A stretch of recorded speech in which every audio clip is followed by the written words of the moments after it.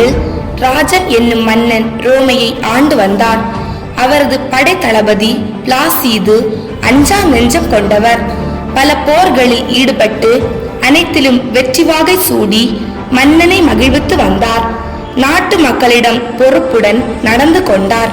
மக்களும் அவரிடம் அளவு கடந்த நம்பிக்கையும் மதிப்பும் கொண்டிருந்தனர். தளபதி பிளாசிதுக்கு டசிசானா என்ற மனைவியும் சின்னஞ்சிறிய 2 ஆண் பிள்ளைகளும் இருந்தனர். இவ்வாறு வாழ்ந்து கொண்டிருந்த போது ஒரு நாள், மன்னா, வணங்குகிறேன். தங்களை காண காட்டிலுள்ள மக்கள் வந்துள்ளனர். வரச் சொல்லுங்கள். வணக்கம் மகாராசா. நாங்கள் வாழும் பகுதியில் காட்டு விலங்குகள் மிகவும் துன்பம் தருகின்றன. நீங்கள்தான் எங்கள் உயிரையும் எங்கள் குழந்தைகளையும் காப்பாற்ற வேண்டும். குடிமக்களே, உங்கள் உயிரையும் உடைமையும் காப்பதற்கு தகுந்த நடவடிக்கை எடுக்கப்படும். நீங்கள் இப்போது சென்று வாருங்கள். நன்றி மன்னா, நீங்கள் நல்லா இருப்பீங்க. நன்றி, சென்று வாருங்கள். மந்திரியாரே, உடனடியாக மக்களுக்கு துன்பம் தரும் விலங்குகளை வேட்டையாட வேண்டும். இந்த வேட்டைக்கு நமது வெற்றி தளபதி பிளாசிதுவை தலைமை தாங்குவார். உடனே புறப்படுங்கள். உத்தரவரசே.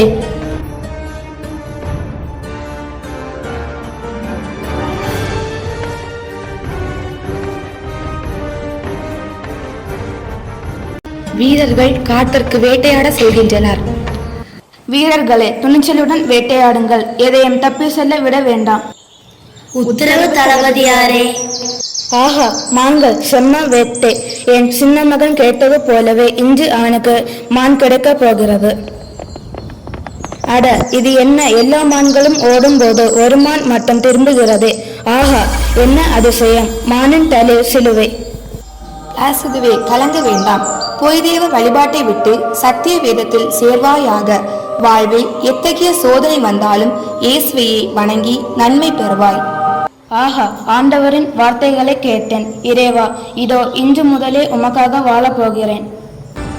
இவ்வாறு வேட்டையின் போது மானின் தலையில் சிலுவையை கண்ட பிளாசிது மனம் திருந்தி மனைவி மக்களோடு ஒரு குருவிடம் திருமுழுக்கு பெறுவதற்காக செல்கின்றனர். ஆவியானவரே, அன்பின் ஆவியானவரே, இப்போல் வாரும், இறங்கி வாரும் எங்கள் மத்தியிலே. சுவாமி, யாரது? ரோமானிய படை தளபதி பிளாசிது வந்திருக்கிறேன். இவ்வளவு நாள் மறைமுகமாக வாழ்ந்து இறைபணி செய்து வந்த என்னை கைது செய்து உமது அரசரிடம் ஒப்படைக்கவா வந்தீர்?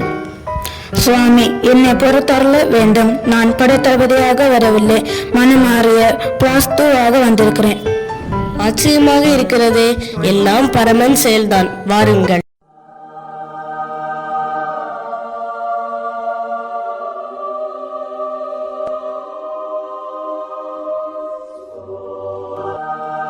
கிறிஸ்துவின் ஒளியை பெற்றுக் கொள்ளுங்கள்.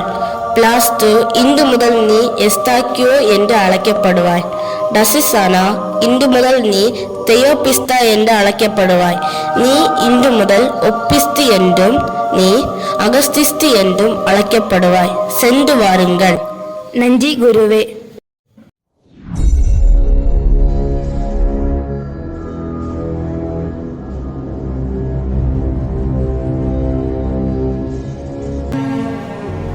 பிளாசிது மனம் மாறி கிறிஸ்தவ மதத்தில் சேர்ந்து திருமுழுக்கு பெற்றதை மன்னன் அறிந்து கோபத்தில் கொந்தளிக்கிறார். அப்பல்லோ தெய்வமே, அப்பல்லோ, உனக்கு பலியிட்டு பூஜை செய்த தளபதி எங்கே? ஏதோ கிறிஸ்தவ மதத்தில் சேர்ந்து விட்டானாம். இனி உனக்கு பலியிட்டு பூஜை செய்வது யார்? அவனை இனி வாழ விட மாட்டேன். இதோ இப்போதே அவனை துரத்தி அடிக்கிறேன். யார் எங்கே? மன்னா, உடனே சென்று பிளாசிதின் சொத்துக்களை சூறையாடி அவன் குடும்பத்தை நாட்டை விட்டே துரத்தி அடிங்கள். உடனே போங்கள். உத்தரவு அரசே. அரசனின் ஆணை இப்படி வரும் என்று கருதிய எஸ்தாக்கியோ மனைவி மக்களை அழைத்து கொண்டு நாட்டை விட்டே புறப்பட்டார். காடு மலை கடந்து நடந்தனர். இத்தாலி நாட்டின் தென்கரைக்கு வந்தனர். இனி சிறிது தூரம்தான். கடலே கடந்தால் எகிப்து நாட்டிற்கு சென்று விடலாம். ஆனால் படகோட்டிக்கு கூலி கொடுக்க கையில் பணம் எதுவும் இல்லையே. நம் சூழ்நிலையை எடுத்து கூறி உதவி செய்யும்படி ஏதாவது ஒரு படகோட்டியிடம் கேட்டு பாருங்கள். சரி, வாருங்கள், கேட்டு பார்ப்போம். படகோட்டியிடம் தன் கதையை கூறுகிறார் எஸ்தாக்கியார். படகோட்டியோ தயோபிஸ்தாவின் அழகில் மயங்கி நயவஞ்சகமாக படகில் செல்ல அனுமதிக்கிறான். நால்வரும் மறுகரையை அடைகின்றனர். இதற்குள் படகோட்டியின் மனம் மாறுகிறது. எங்களை படகில் ஏற்றி இக்கரையை சேர்த்ததற்கு மிக்க நன்றி ஐயா. என்ன நன்றியா? பயணம் செய்வதற்கான கட்டணத்தை கொடு. ஐயா, ஒரு சல்லி காசு கூட என்னிடம் இல்லை. நீங்கள் அனுமதித்து தானே நாங்கள் படகில் ஏறினோம். தயவு செய்து எங்களை போக விடுங்கள். வெட்கம் கெட்டவனே, காசு இல்லாமல் படகு பயணமா? என் கூலியை தராமல் ஒரு அடி கூட நகர விட மாட்டேன். சீக்கிரம் காசை எடு. தயவு செய்து எங்களை போக விடுங்கள் ஐயா. கூலி கேட்டால் கெஞ்சி கூத்தாடுகிறாயே, உழைத்து சம்பாதிக்க வேண்டியதானே? உன் கூத்தெல்லாம் பார்க்கிறதுக்கு எனக்கு நேரமே இல்லை. என் காசை எடு. ஐயா, அப்படியானால் ஒரு சில தினங்கள் எனக்கு அவகாசம் கொடுங்கள். நான் பட்டணம் போய் ஏதாவது வேலை செய்து உங்கள் கடனை மீட்டு விடுகிறேன். உன்மேல் எனக்கு நம்பிக்கையே இல்லை. எனவே உன் மனைவி என்னிடம் பணயமாக விட்டுச் செல். நீ எப்போது பணம் கொண்டு வருகிறாயோ அதன் பிறகு உன் மனைவியை அழைத்துச் செல். என்ன சொல்கிறாய்? சீக்கிரம் முடிவெடு. ஏன் தயக்கம்? சென்று பொருள் தேடி சீக்கிரமே என்னை மீட்டு செல்ல வாருங்கள். நமக்கு வழிகாட்டிய இறைவன் நமக்கு துணை இருக்க நாம் எதற்கு அஞ்ச வேண்டும்? சென்று வாருங்கள். எனக்கு நேரமாகிறது. சீக்கிரம் முடிவை சொல்லுங்கள்.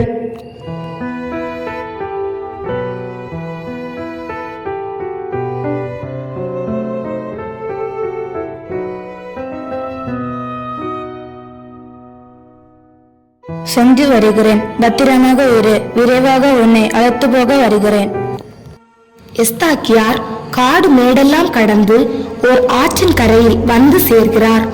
ஆற்றை கடப்பதற்காக ஆற்றின் ஒரு கரையில் மூத்த மகனை நிறுத்திவிட்டு இளைய மகனை சுமந்து கொண்டு ஆற்றின் மறுகரையில் நிறுத்திவிட்டு மூத்த மகனை தூக்குவதற்காக நடு ஆற்றில் வரும்போது மூத்த மகனை ஓநாயும் இளைய மகனை கடுவாயும் தூக்கிச் செல்ல எஸ்தாக்கியார் அலறி துடிக்க அவர் வெள்ளத்தில் அடித்து செல்லப்பட்டு தப்பி பிழைத்து ஒரு பண்ணையாரிடம் வேலைக்கு சேர்கிறார். 2 சிறுவர்களையும் காட்டு விலங்குகளிடமிருந்து காப்பாற்றி 2 வீடுகளில் வளர்க்கப்படுகின்றனர். ஆண்டுகள் பல கடந்து விடுகின்றன.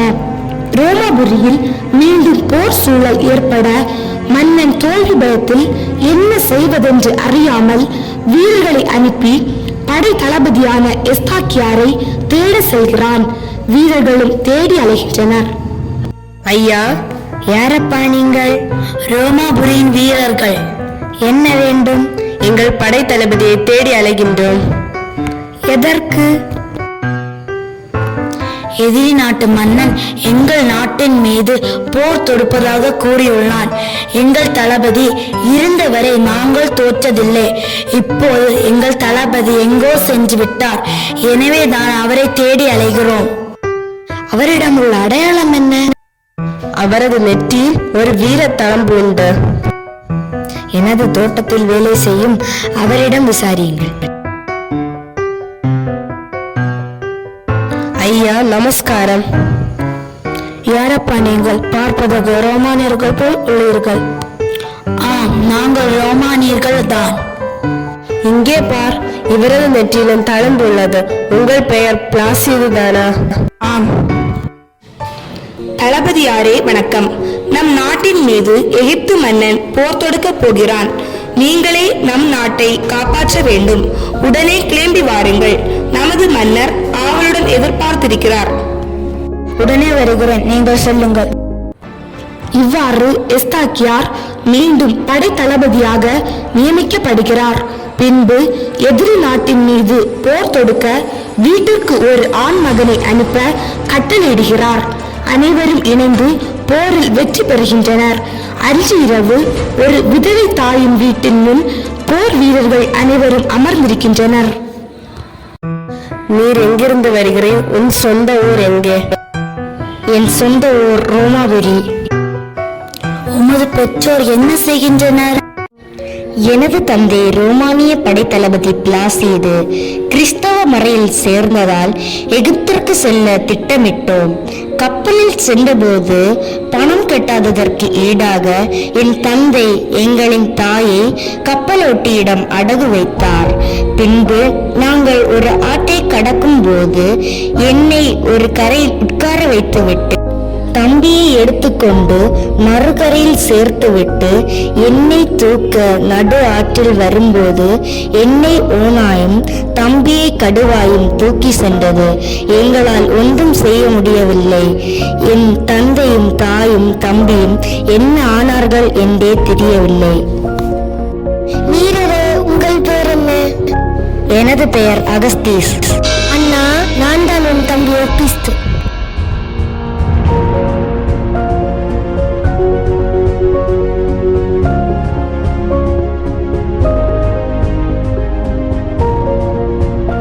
ஏன் இவர்கள் அழுகிறார்கள்? தளபதியாரே, இவர்கள் இருவரும் சகோதரர்களா? இதுவரை தெரியாமல் தான் இருந்திருக்கிறார்கள். ரோமே படைத்தளபதியின் மகன்கள். என்ன, ரோமே தளபதியின் மகன்களா? வீரர்களே, தங்கள் பெயர் என்ன? என் பெயர் அகஸ்தீசு, இவன் பெயர் ஒப்பிஸ்து. எனது அருமை செல்வங்களே, நான் தான் உங்கள் தந்தை எஸ்தாக்கியோ. அப்பா, இவர்களுடைய கதையை கேட்கும் போது எனது கதையை போலிருக்கிறதே. என் செல்வங்களே, நான் தான் உங்கள் அம்மா. அம்மா, தயோபிஸ்தா.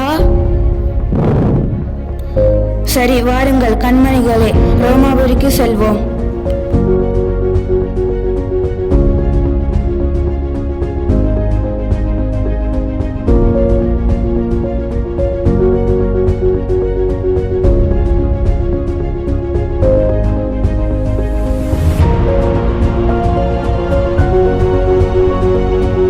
தளபதியாரே, நாம் எகிப்து நாட்டில் வெற்றி பெற்றதற்கு நம் குலதெய்வத்திற்கு பலியிட்டு அந்த வெற்றியை கொண்டாடுவோம். அதற்கான ஏற்பாடுகளை செய்யுங்கள். மன்னா, மன்னிக்கவும். நானும் என் குடும்பத்தாரும் கிறிஸ்தவ மதத்திற்கு மாறி ஞானஸ்தானம் பெற்றுவிட்டோம். இனி வேற்று தெய்வங்களை வழிபட மாட்டோம். என்ன துணிச்சல் உனக்கு? எனது முன்னாலே இப்படி பேசுகிறாயா? கிறிஸ்தவர்களை நான் கொன்று விடுவேன் என்பது உனக்கு தெரியாதா? அரசே, இதற்கு மேல என்ன பேச்சு? நம் தெய்வங்களை வணங்க மாட்டேன் என்று கூறிய இவன் நம் படைகளுக்கு படைத்தளபதியாக இருப்பதா? கிறிஸ்தவ மதத்திற்கு மாறும் எவருக்கும் மரண தண்டனை வழங்கப்பட வேண்டும். அவ்வாறே இவருக்கு மரண தண்டனை வழங்க வேண்டும். மன்னா, என் தெய்வம் உண்மையான தெய்வம். என்னை மோட்ச வழிக்கு அழைத்து செல்லும் தெய்வம். திமிர் பிடித்தவனே, என்ன ஆணவம் உனக்கு? இவனை நம் பாதாள சிறையில் அடையுங்கள். இவன் மனைவியையும் பிள்ளைகளையும் உடனே அழைத்து வாருங்கள்.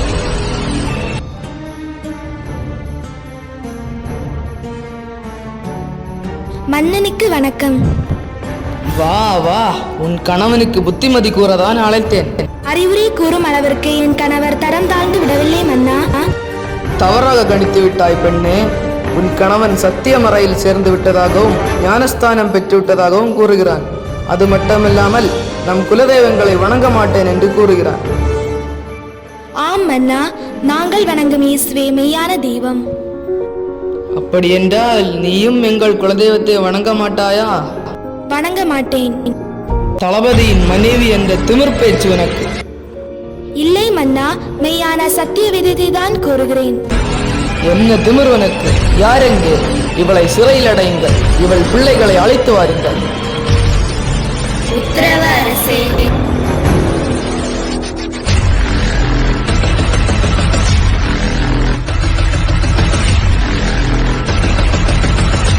வணக்கம் அரசே. இளைஞர்களே, உங்கள் தாயும் தந்தையும் கிறிஸ்தவ மதத்தில் சேர்ந்து நம் குலதெய்வங்களை வணங்க மாட்டோம் என்று பிடிவாதம் பிடிக்கின்றார்கள். அவர்களுக்கு அறிவுரை கூறதான் நான் உங்களை அழைத்தேன். அறிவுரை உமக்குத்தான் தேவை. மெய்யான கடவுள் ஒருவரே, அவரை தான் வணங்குவோம். வீரர்களே, நீங்களும் அப்படியா கூறுகிறீர்கள்? என் கோபத்திற்கு ஆளாகி என் வாளுக்கு இரையாகாதீர்கள். மன்னா, இறைமகன் இயேசுவுக்கு மட்டுமே நாங்கள் அஞ்சுவோம். உமக்கோ உம் வாளுக்கோ நாங்கள் அஞ்ச மாட்டோம். வீரர்களே, இவர்களையும் இவர்களின் பெற்றோரையும் கயிற்றில் கட்டி அடியுங்கள்.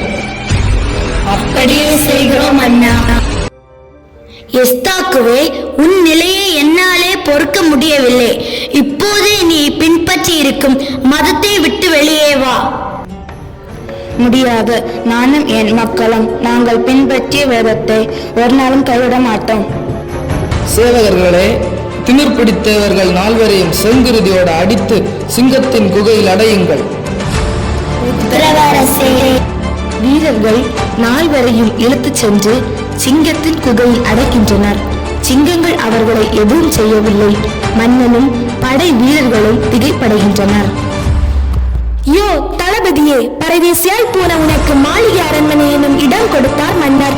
நீ மறுபடியும் பரதேசியாய் மாறப் போகிறாயா? இவனெல்லாம் திருந்துற மாதிரி இல்ல. கொதிக்கிற எண்ணெயில் தூக்கி போடுவோம். கிறிஸ்தவ மதத்தில் சேர விரும்பும் ஒவ்வொருவருக்கும் இவர்களுடைய சாவு பாடமாக இருக்கட்டும். இவர்களை எரியும் சூளையிலிட்டு சாம்பலாக்குங்கள்.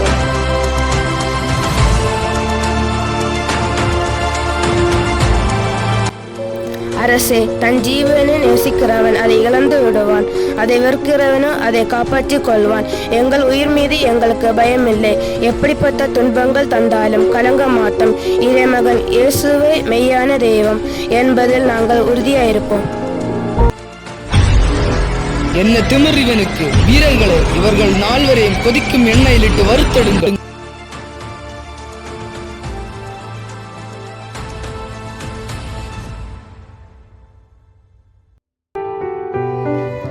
பல துன்பங்களை அடைந்த போதும் இயேசுவை விட்டு விலகாதிருந்து புனிதராக உயர்த்தப்பட்ட எஸ்தாக்கியாரை போன்று நாமும் துன்பங்களைக் கண்டு துவண்டு விடாமல் பரமனின் பாதம் தஞ்சமடைவோம். நன்றி.